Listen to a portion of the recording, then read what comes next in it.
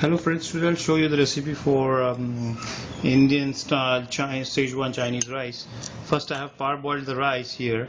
You can see it's only around, the grains are very separate because it's only around 80% cooked. It's very necessary to do this. You can get this kind of rice with selecting the right kind of rice and doing a practice to removing the starch quickly.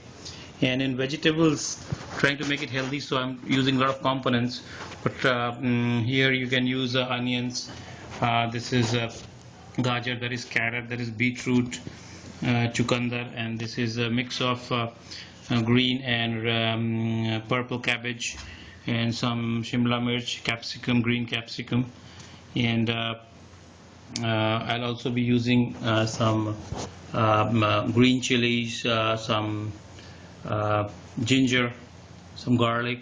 I'll be using tomato slice at the top as a topping. You can avoid it. And for extra flavoring, I'll be topping it with roasted peanuts and some herbs mixed with oregano. It has basil, it has black pepper, some garlic flakes, and also a bit of thyme. And as a paste, I'll be using the Schezwan paste, ready-made, available in the market, but you can make it with the help of some red chilies, garlic, tomato, and blending it in the blender with some vinegar and salt, and it will give you almost near about mix what you need to use here. Flavoring and the components can be chosen by you.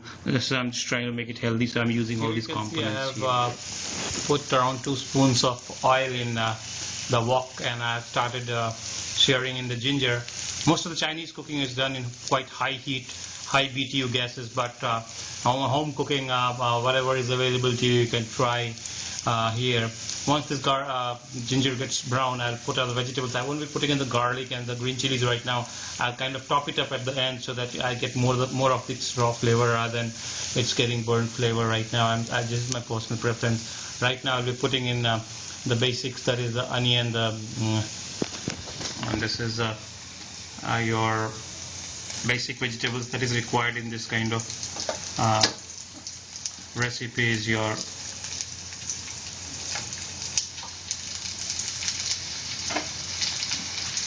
carrots, onion, and some capsicum out here, and the mix of the cabbage, and I will just quickly stir fry it. You don't have to cook it too much, you know. If you want to preserve the color, it's necessary that you, at high heat, you just quickly stir fry it for 1.5 minutes, and then put in the rest of the components here. The veggies are almost done to around 40–50% of cooking, the way I want it, and the colors are still preserved. I have put a 2 pinch of salt because salt is a major factor here. The sauces and other things that you will be putting here has its own salt, so you have to be very careful how much salt you want in this dish. I'm not using black pepper, but you can put black pepper here. Right now it's the right time to put in the Schezwan sauce, as much as you want for the flavoring that you want, and just mix it. Right now while mixing, you can reduce the heat to simmer low heat so that things don't burn up. The sauce is already cooked, so you don't need to cook it too much. Once the sauce is through all the vegetables, this is the right time to put in the rice here. You can put the rice in 2–3 batches if it's too much, or in one go if it's a single plate, around 1.5–15 gram of rice, and quickly start mixing it because at the bottom it might stick. And you have to stir it gently because now it's almost done here after 5 minutes of just stirring it. If it's very high heat, you can just do it for 2 to 3 minutes, and if you want, you can also cover it with 1 teaspoon of water so that it cooks in steam, because earlier the rice was not cooked fully. You can eat it this way also, but now what I'll do is I'll put in some herb mix here.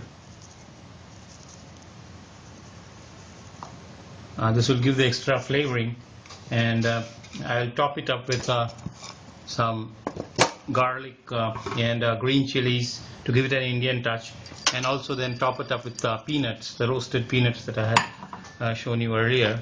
That's a good way to give this dish an extra flavoring, a bit of difference that you would like. It would be a bit different from what the regular fried rice that you have most of the time. And now while serving it, I'll just top it up with some tomato. This is how it looks. I've put the tomato at the top, and you can see the rice particles very different. It's a bit reddish orange in color due to the sauce and also the beetroot that I had put in. It's very refreshing. I just had a spoon of it to taste it, and it's very good. The nutty taste of the groundnuts, that is the peanut, is coming very good, and the garlic that I put in last is very strong. If you want, you can put it at the initial frying stage if you want it less strong. And I will also, what I'll do is I'll top it up with some fresh sesame seeds out here, so that to get that extra nutty flavor and the flavoring. And also it's healthy because it gives you a lot of any vinegar. I'll be using the natural lemon as my personal preference on the top of it. If you want the extra tang, else it's very tasty like this as well. Thank you for watching my recipe. I hope you try it at home as per your own convenience. Thank you.